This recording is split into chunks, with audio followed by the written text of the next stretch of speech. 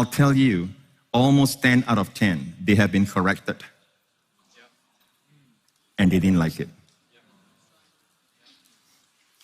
Corrected, instead of humbly receiving that wisdom so that they can be better and profit from that, they choose to leave. And they speak bad. Okay? Just ask them the question. When they badmouth the church, just ask them, have you been corrected? Have you been corrected for some reason? Financial issue, sexual issue, whatever issues. Amen. Thank you, Lord.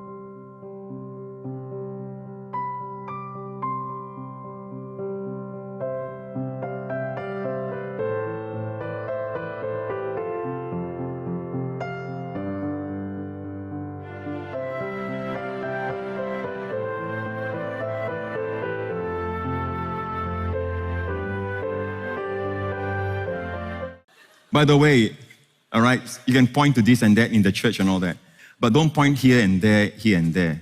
Point to the majority. The majority of the people in our church are sound people.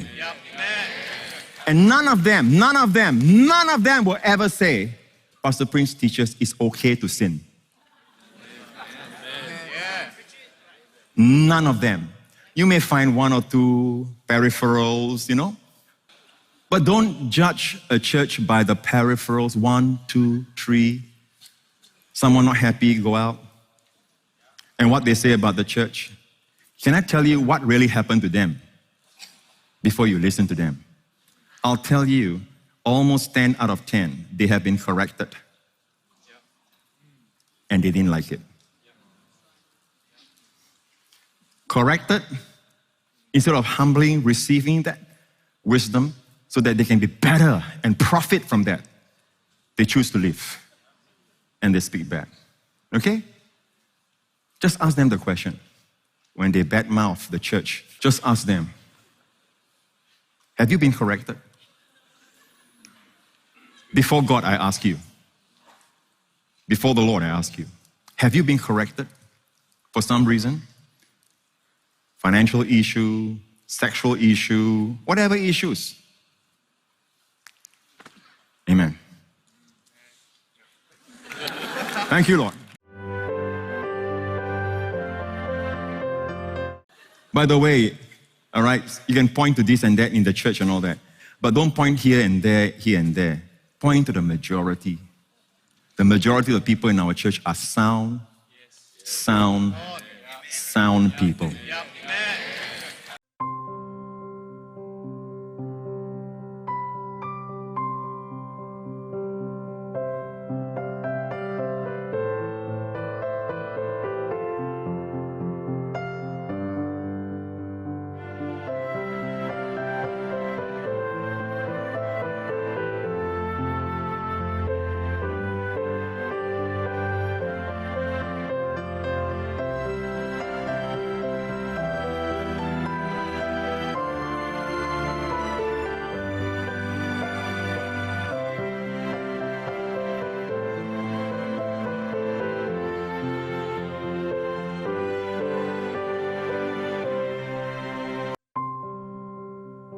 And it's okay, I repeat, it's okay to pray the Lord's Prayer every day if you want. Nothing wrong, you want to pray the Lord's Prayer today, nothing wrong. And when you pray, have you realized that you pray, Father in heaven, it's like, even you have lost before you pray. Why? You are implying distance. But there's no distance. That's why your prayers don't get answered, because there's no faith released and you're believing the wrong thing. Father in heaven, 天哪!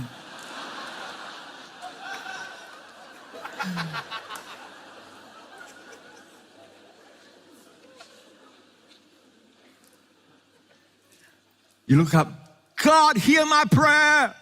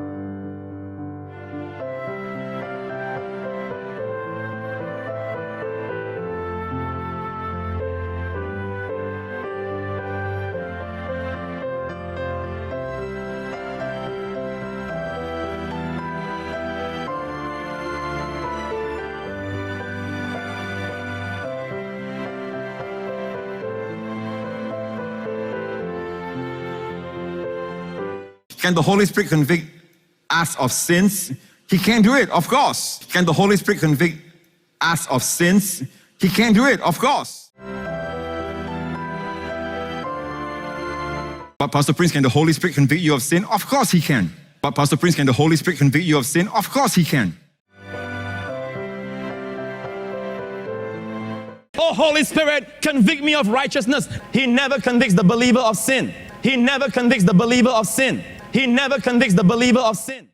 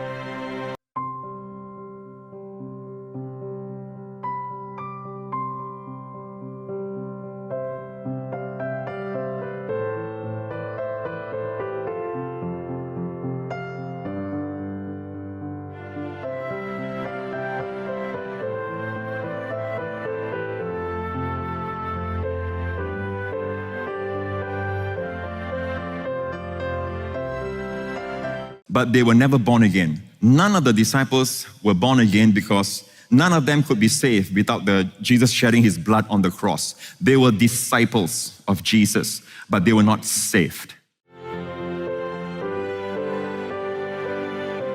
So Zacchaeus, make haste and come down. Then Jesus said to him, today salvation has come to this house. And Jesus says, today salvation has come to this house. Today salvation has come to this house.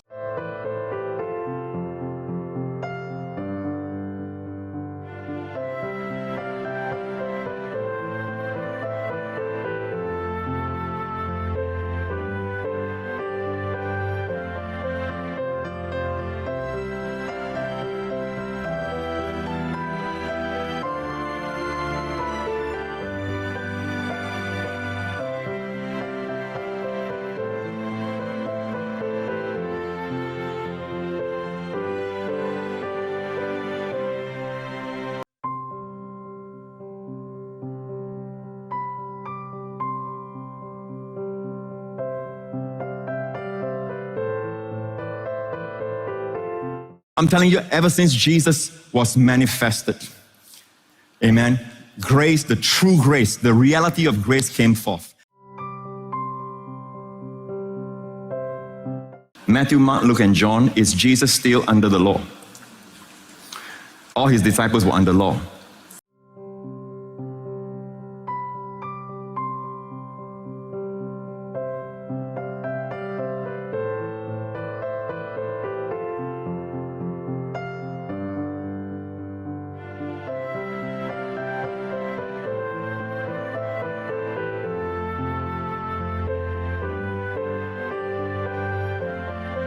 The only sorrow that God allows is godly sorrow when you repent, right? You do something wrong and you feel bad, you say sorry to someone and all that, and you're going through that period, right? That's okay. But godly sorrow is not repentance. But godly sorrow is not repentance. But godly sorrow is not repentance.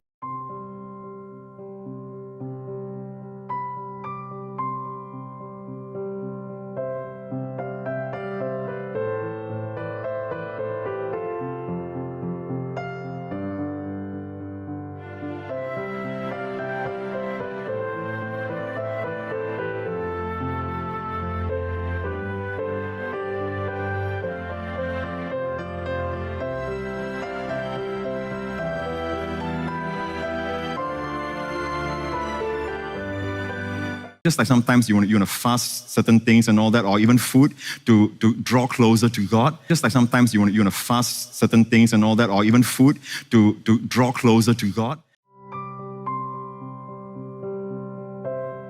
I'm telling you, God's way, I always like to follow the Word of God. The Word of God is saved. All right? It doesn't tell me New Testament. Doesn't say spend days and days in fasting in the New Testament. Written directly to you, to the church.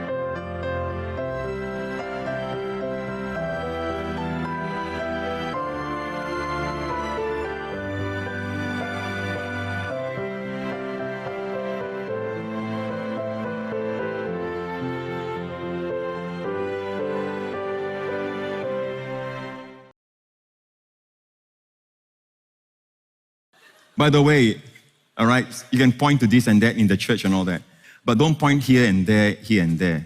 Point to the majority. The majority of the people in our church are sound people.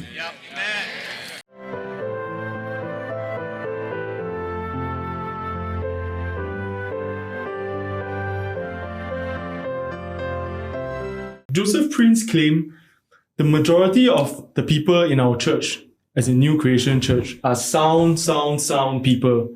If that is true, does it mean that our efforts are in vain? And then what is your response to that? Maybe Paul, you can continue with that. Yeah. As I shared previously in my testimony, I do encounter church members who could not stop talking about Joseph Prince to the extent that we can't have any other meaningful conversation, to the extent that I had to cut them out of my life, unfortunately. And I do experience members there who are really obsessed about blessings. So they keep talking about the blessings of God. And in the same way, I couldn't hold a proper conversation with them. Yeah.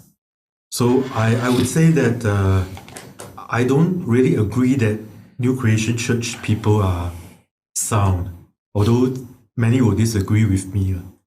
Yeah. Okay.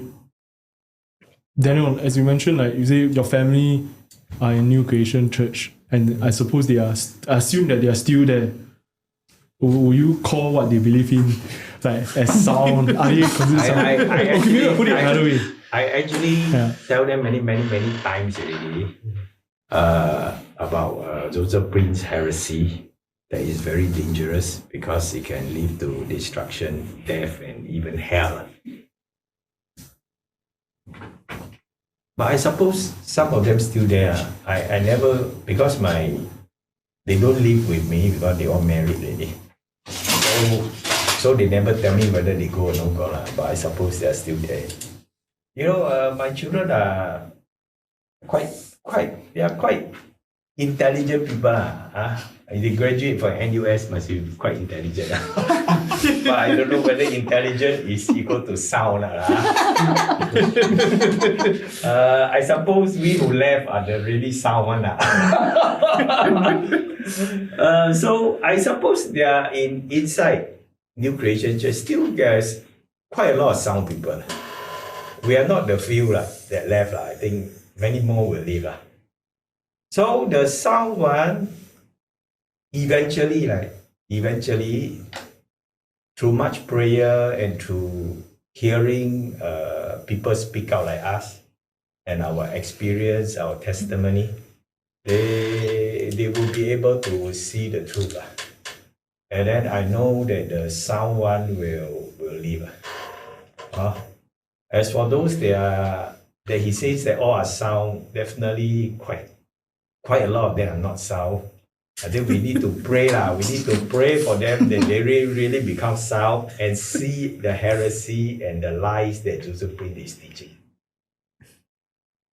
Thank you. I think the objective of this podcast is really for more people to see as well and to live eventually and realize that it is not sound. Yeah, in that case, yeah. But what about you, Lindsay, your experience in this? Okay, I think to look at this question, I will look from the sound doctrine point of view. So when I think about sound doctrine will produce spiritually mature and stable Christians, which means that they are able to honor and praise God themselves, and they will also be able to discern the truth that have been preached in the pulpit, and they will also want to walk humbly with others. So it will show in how we live and how we handle struggles, and also how deeply we engage Scripture, not just in what we say, but how we live it out.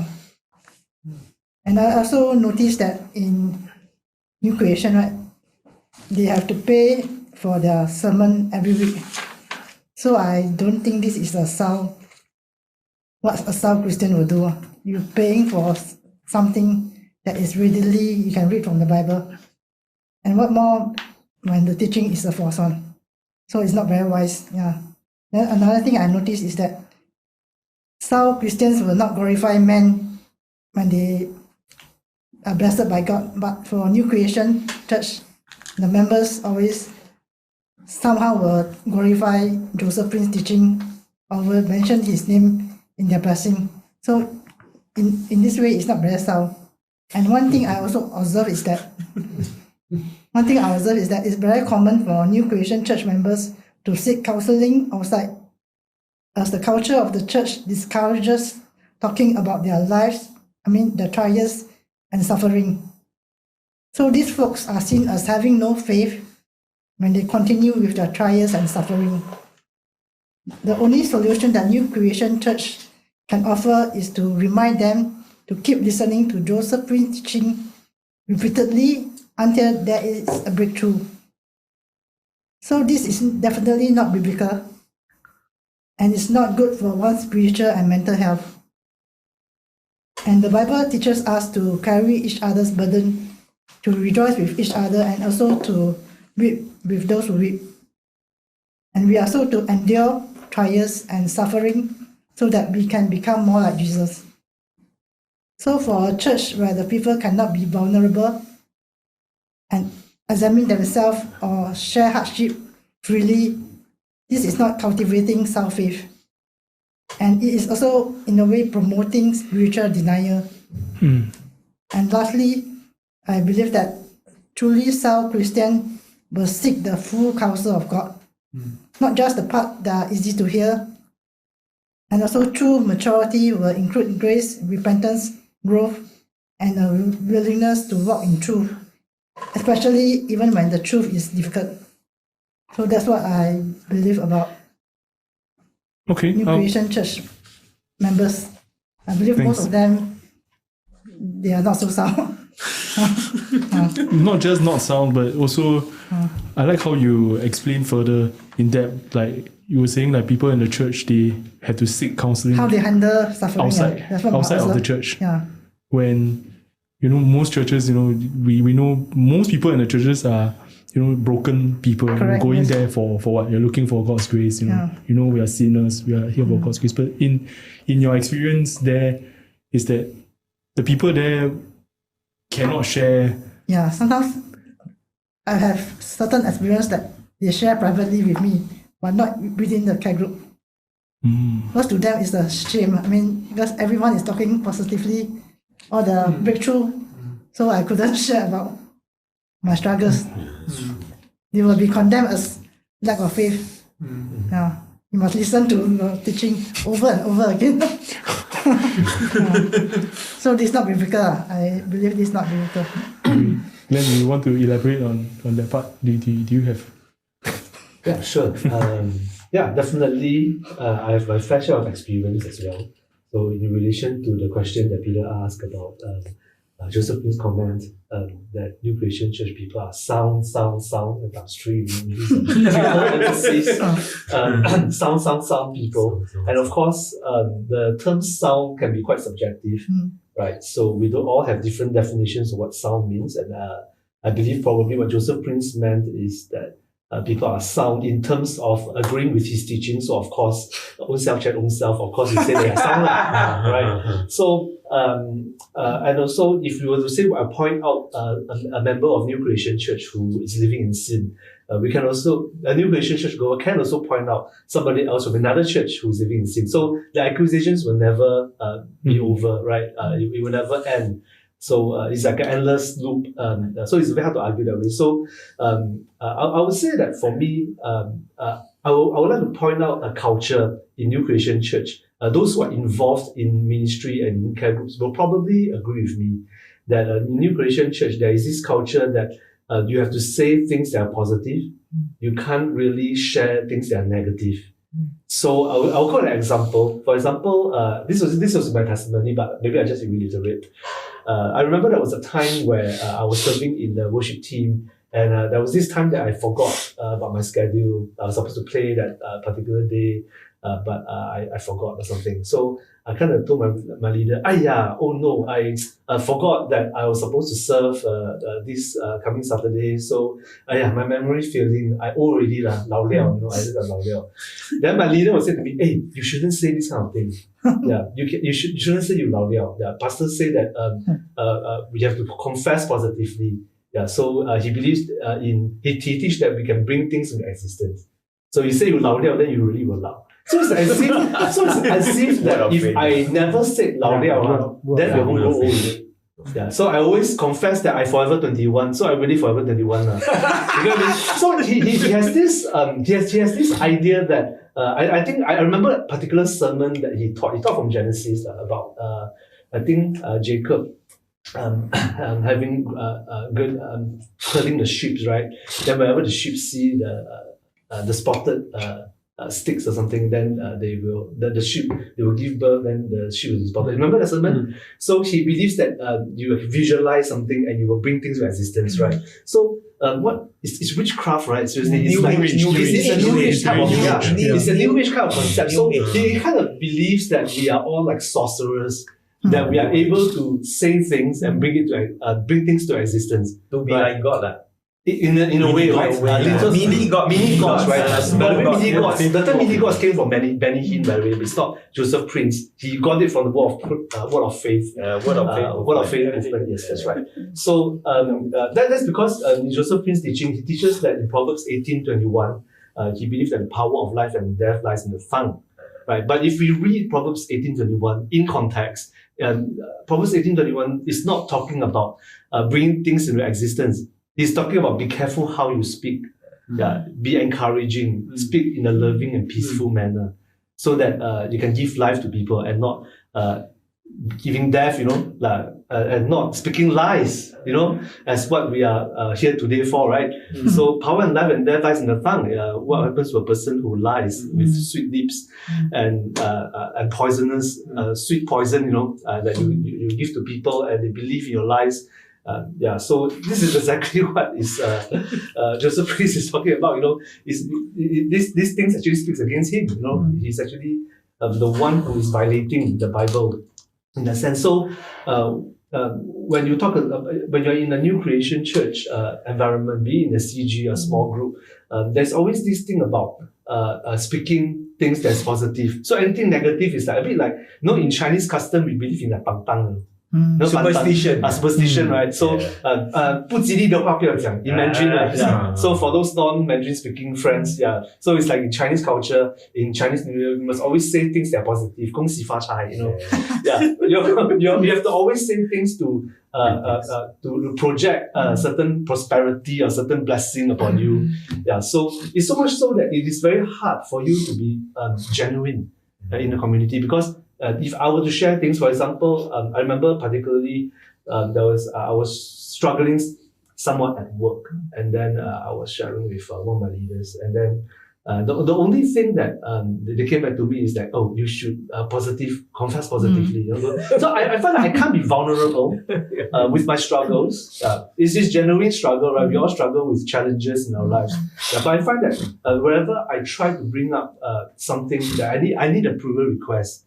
It's in churches, you ask people to pray for one another. You ask for a prayer request, right? But in the end, when I ask for a prayer request, what I got back is like a talisman, like a Jesus talisman, on your forehead. And it's just like, this is like a remedy. All I need to do is just to put that food and okay, everything is solved. The Jesus talisman, So Joseph Prince like a witch, right? Exactly. Wizard, exactly. It's like a wizard. I even hear of testimonies in New Creation. I mean, it's not first-hand news. Some of them are second-hand. But I heard of people from New Creation Church who are sick, stricken with cancer, and they refuse to seek treatment. Because they believed in Joseph Prince's lies and promises that they will be healed. But because they refused to seek treatment, their condition got worsened, and some of them passed on. You see? I mean, I can't really state upfront of specific cases. But those who know will know. And so the all these culture of only speaking positive which is what we term as positive confession. Yeah, it has got its ramification. It has got its consequences, negative consequences on people's lives. So it's not just merely a state of belief. It actually does affect people's decision and actions of how they actually manage their life. Yeah, because if you walk with blind faith, it's not even faith, it's blind faith. Yeah, and you might be treading into certain danger and you're thinking you're protected, divine protection, so to speak. And it's like foolhardy faith. And you just go ahead and make decisions based on that. It's very dangerous, actually. Yeah. So this is one thing that I find that you cannot deny that those who are in New Creation Church, that this is something quite prevalent in the New Creation Church culture. So if you're in it, you probably would have experienced this as well. And if you ask me about being sound, I think that is one of the most unsound things that I've experienced as a New Creation Church goer. But of course, New Creation Church goers, there's also people in the community whom I have benefited from their kindness and their goodness and their friendship as well. So those are very sincere and genuine people there as well. And I would like to tell my friends who are really sincere believers that the doctrine that they are inculcated into their minds is actually lies. And they should actually leave this place and find a church that truly teaches biblical doctrines. Yeah. Thank you. I like how you bring up the word culture in this context, like the new creation culture. And it speaks deeper to that as to, like, when we're thinking about our culture, why is there such a culture? It speaks a lot about the leadership and the accountability of the whole structure of the church. So where are the safeguards in place? Where are the elders, the deacons? Where are all these groups of people to really say, okay, maybe this part is a little bit wrong here, off. No such thing. So I know firsthand when I talk to some people from New Creation, ask them about cell, where with their cell group, where do you actually get your materials from? Are there a group of pastors, coming together, checking each other out, all this? Yeah. In fact, actually, I even have encountered people from worship team itself who will scold vulgarity. Like they will scold the F word, they will scold like the Cantonese or Hokkien curse words. Yeah, and they will say it openly and blatantly, like as if it's not a sin, Yeah, like what Paul talked about, that no unwholesome words come out from the mouth. Yeah, but they'll just swear, Yeah, some of them, and even people whom I met somewhere. But of course, I'm not saying that people from other churches don't sin. But the thing is that when we sin, at least there is a certain framework that will prevent us from continuing in sin, right? There is correction involved, and but I find that in New Creation Church, they'd rather hear a swear word coming out from your mouth than to hear the word law or obedience. Because if I say obedience or repentance, you are under a curse. But if I swear, I give a swear word, you are not under a curse. Because you're under God's grace. The more you sin, the more grace God gives you. Exactly. Coming back to my point is that when you talk to the cell group, ask them where you get all the materials from, you will probably hear an answer similar to this, that whereby everything comes directly from Joseph Prince. Yes. Okay, everything comes directly from Joseph Prince. From all the pastors, everything comes from Joseph Prince. Because I have a friend. Who she used to work full time in church, and she was part of her duty was actually to answer inquiries. So in order to answer inquiries, whenever they have issues or some doctrinal issues or personal issues that need some encouragement from the word, from the Bible, they're actually not allowed to share and quote directly from the Bible, because for the risk of having their own personal interpretations being broadcasted or being projected. So therefore, they will have a concordance of Pastor Prince's sermons. So they have to actually address the inquiries from Pastor Prince's sermons and not from the Bible. That sounds just practically unsound. So sound, right? It's subjective, right? This whole idea of being sound. Yeah. What about you, Jenny? Do you have any thoughts on this? Speaking of sound, when I first heard Joseph Prince preach from Psalms 91, where the last verse, it says, with long life, he shall satisfy you. And he talks about, living to 120. I thought it was, how sound is that? Because on one hand, we are singing songs that, my breath is in your hands, Lord, right? So how can I even know or say I will or pray I will live to 120? But I think the more dangerous aspect of this kind of teaching is when you tell a kid to pray for your grandmother, who is sick and who has a terminal disease or who is sick. And if the kid is taught, you pray, that your grandmother will live to 120. What if your grandmother doesn't live to 120? How would that affect the faith of the child? Right? So to me, that is not sound doctrine, or it's not a sound thing to teach, right? Because it's all about God, not if it's not about us, right? So the interpretation of with long life I shall satisfy you. Where does it say, I'll satisfy you to the age of 120, right? And long life could mean different things to different people, right? So I don't think it's, sound teaching in that sense. And here another tongue in cheek is because Joseph Prince in this particular excerpt, right? He says if there's that the majority of the congregation are sound. So if there's a majority, then there's also a minority, right? So is he implying that this minority are also not sound? So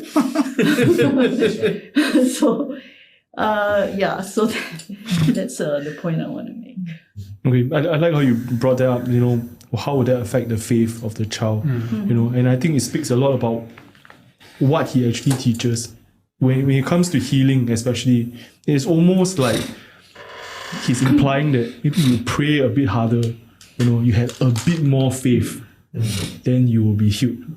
So you're not praying hard enough, you're not having enough faith to be healed. But when in fact it is God's will to heal or not to heal. So you are completely missing the point of what the word is teaching. Yeah, so before we move on to the next part, Jeffrey, you... I think Joseph Prince is preaching a shortcut Christianity, a shortcut, convenient, easy believism Christianity, because a lot of things he gives are just formulas like, if his brand of Christianity is not relevant, it's not practical, it's not relevant, it's something that doesn't work.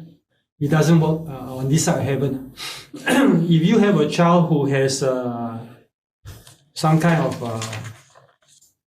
mental problem, or you have a child suffering from depression, or you have a relative who is going through some kind of terminal disease or some kind of difficulty, addiction.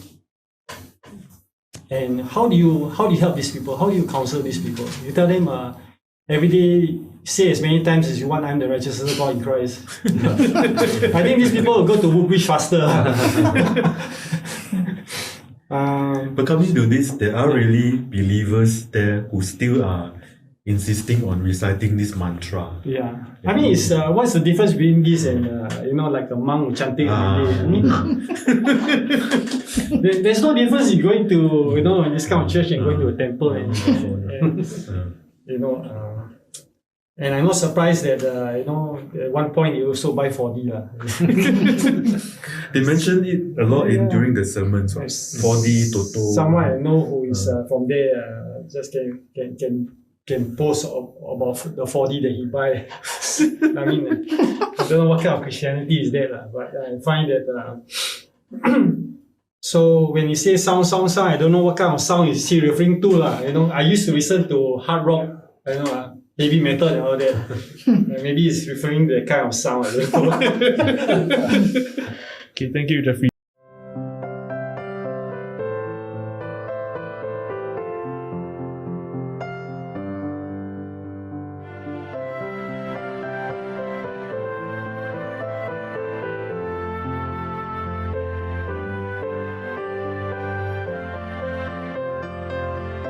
Like for example, Shadrach, Meshach, and Abednego, the three friends of Daniel, they didn't want to bow to the idol that Nebuchadnezzar had, right? So anyone who didn't want to bow will have to go to the fire, right? So he threw the three of them into the fire. By the way, they knew they are going to be delivered. They knew. You know what they told the king? All right, our God that we serve will deliver us. And if not, we will not bow to your idol. I've heard so many people say that this verse says that, you know what? Our God will deliver us. But if he doesn't, the if not means if he doesn't, all right, we won't bow to your statue. All right? In other words, they are willing to die. All right? But it's not like that. You read carefully. He says, our God will deliver us. All right? And if not, it's not referring to he won't deliver us. If not, that means what? If you won't throw us in, we will not bow to you. Because, listen, if they are thrown in, they won't be in a situation to bow or not to bow anymore. You understand? What do you mean? If not, we'll still not bow to your... When you read the Bible, read accurately. All right? Just reading the Bible. Right? Right. If not, a lot of people say, if not, see, they stand up. They're not saying that God will deliver them. They are saying that God might deliver and God might not. If God doesn't deliver, they will not worship the idol. They won't be in a position to worship the idol. What thought you, please? Can you stop reasoning like Pastor Mark?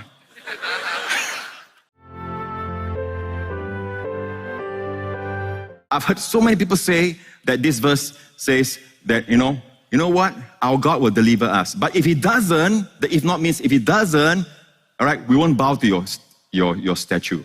Because, listen, if they are thrown in, they won't be in a situation to bow or not to bow anymore. You understand? When you read the Bible, read accurately. All right? Just reading the Bible. Right? Right. If not, a lot of people say, if not, see, they stand up. They're not saying that God will deliver them. They are saying that God might deliver and God might not. If God doesn't deliver, they will not worship the idol. They won't be in a position to worship the idol. What thought you, please? Can you stop reasoning like Pastor Mark?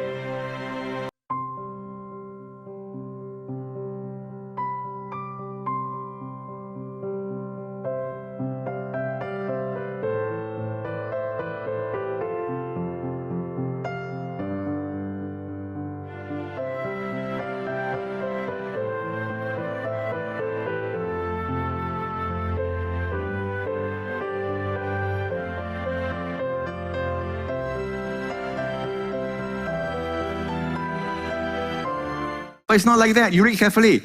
He says, our God will deliver us. All right? And if not, it's not referring to he won't deliver us. If not, that means what? If you won't throw us in, we will not bow to you.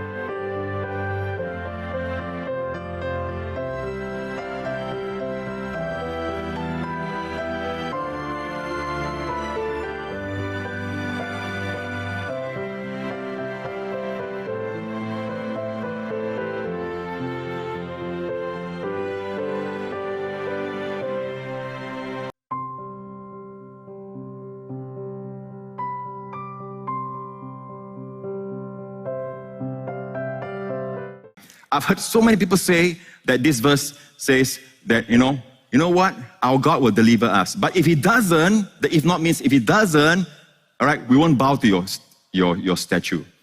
All right? In other words, they are willing to die. All right? But it's not like that. You read carefully.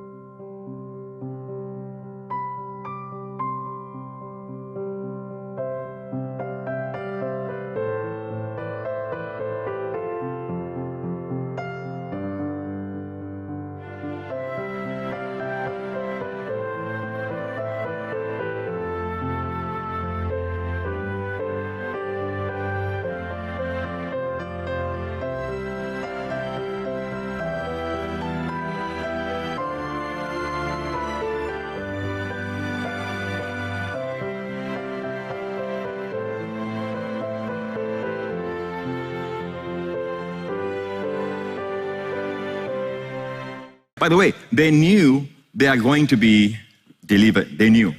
By the way, they knew they are going to be delivered. They knew.